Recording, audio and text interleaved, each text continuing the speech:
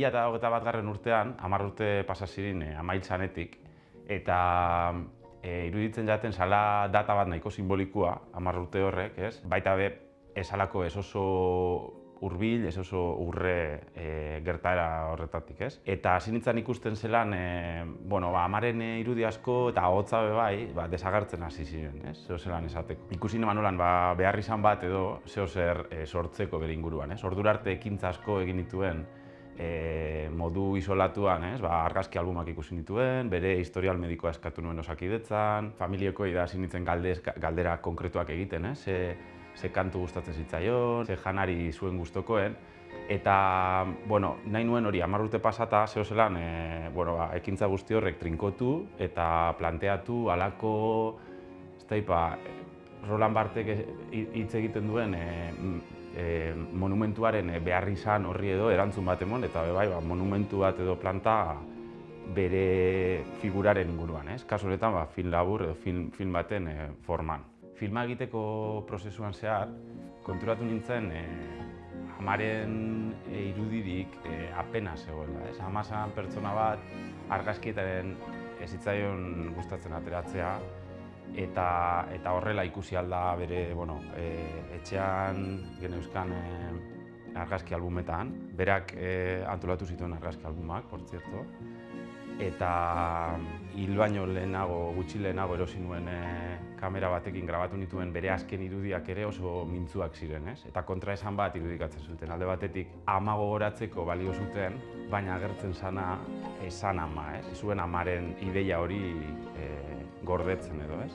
Ze ja, gaixotasunaren azken fasean zegoen, ez? Kantzer bat izan zuen eta horrela hil zen 13 urteren ostean. Eta orduan, pelikula izan da momentu guztian pentsatzea zer galduten irudiek eta nola gogoratu alda norbait, apenas ez dagoenan irudirik, ez? Eta horrek agian, handicap horrek edo ere, zabaldu zuen atea, gure oroitzapenak edo irudikatzeko aukerak esploratzeko, ez? Kasu honetan fikzioak eskaintzen ditu eta zinemak beste arte bat baino gehiago. Irudimenean dauden irudi horrek irudikatzen, ez? Eta baita be, ze variazio egon daitezken. Gogoratzen dut prozesuan zehar nire arrebak keinu bat egin zuela, espero ez nuena, ez? Amak nola jartzen zituen eraztunak, eta horrek ere aktibatu zuen pizkat pentsatzea. Zelan irudiak zeuden nolabait desegiten, eta gero zelan bakoitzak geneukan gure buruetan amaren inguruan irudi desberdinak, ez? Eta orduan, pelikula honek ahalbidetu dit, adibidez, aktore bat bitartez, Agurtzane Intxaurraga, ama izan zan hori gorpuzten edo, ez? Askatasun guztia utziz berari eta inongo indikaziorik emon gabe, eta ikusten nola berak bueltatzen zidan nik eskatutako ekintza bat egiteko, berak zer bueltatzen zidan, ez? Eta hori nola geratzen zen irudi bezala trinkotuta edo betikotuta fikziozkoagoak ziren pasarte horietan, ez? Eta pelikula azkan batean da hori, ez? Bi alderdi horrek uztartzea, alderdi dokumentala, irudi errealak, zailtasunez aurkitu ditudanak, eta gero bestalde batetik fikziozko irudiak hor bai bila joan garenak, ez? Eta bien arteko nahasketatik sortu da film laburra. Prozesua hasi zen hasiera baten idazkeratik, 10 urte pasata esan dudan bezala ahalegindu nintzen amarenak ziren objektuak eta leku desberdinetan sakabanatuta zeudenak leku baten biltzen, eta ikusi nahi nuen zelan objektu horiek eramaten zidaten oroitzapen konkretu batzuetara, ez? Da horra nintzen idazten. Eta behin idazkera prozesua bukatuta, oso bulkada bezala sortu zana, gero hori ahalegindu nintzen gidoi formatu bat ematen, ez? Horri idazkera bruto horri edo. Eta idazkera hori izan zen pizkat gidoiaren formatu tradizional baten barnean, logika horietan, idatzi nuen, eta gerora bai egin genuena da, behin filmaketa prozesua bukatuta, edizioan, Maria Elorza lagun min eta asko miresten dudan zinegileagaz ahalegindu ginen berri idazten edo, ez?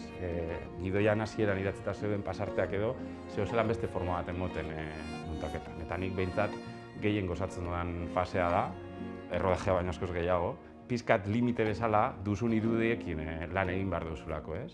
Lan oso organikoa izan zen, baita be prozesu horretan posible izan zelako forma ematen jarraitzea pelikulari, ez? Gaur egun dana izaterako bide horretan. Geratzen den hori Bilbon estrenatzia lujo bata, asko maite doan zinemaldi bata zinebi, eta hurbil dagoen jaialdi bat izan dabe, uste dut hori zala, ez? Leku apropos bat pelikula hor estrenatzeko, baita be pelikulan parte hartu duten, bai bere sorreran, baita be, hori ama ezagutzen zutelako adibidez, etorri aldirelako, ez? Eta guztiok batera ikusi film hau, eta guztiok batera parte hartu omenaldi edo monumentu horretan. Nik espero dutena ezer baino gehiago da, jentiak ikustia benetazko zeo zer. Ahalegindunaz film honetan gauza bat kontatzen arik eta modu zintzuenean, eta bai, bertan agertzen diren objektu eta irudikatutako oroitzapenak bai, ahalik eta errealenak izan daitezen nahi izan dut, ez? Egiazkotasuna da oso bat asko baloratzen da nik ikusten ditudan pelikuletan, eta hori egin nahi izan dut, sekula ez dakizu zelan antzemango dan, ez? Baina bai nahiko nukena da, hori, behintzat ikusi alizatia, objektu horretan dagoen, aura edo egiazko hori. Momentuz filma beste zinemaldi batzuetara bidaltzen gaude. Zinebi izan da ibilbide honetan lehenengo parada eta espero dugu gehiagotan ikusteko aukera izatea. Momentu honetan nago idazten edo berridazten film luze bat, behin-behineko izenburua da Zure begietan ikusten naiz. Eta da fikziozko historia bat, 3 pertsonairen artean, 3 generazio desberdinetakoak, bata nera bezaroa, bestia heldua da eta bestia sartzaroan. Eta asmoa da, familia baten barneko esaten ez direnak eta esateko dauden bide posible guztiak esploratzen dituen film bat, ez? Egia deskubritzeko bide horretan.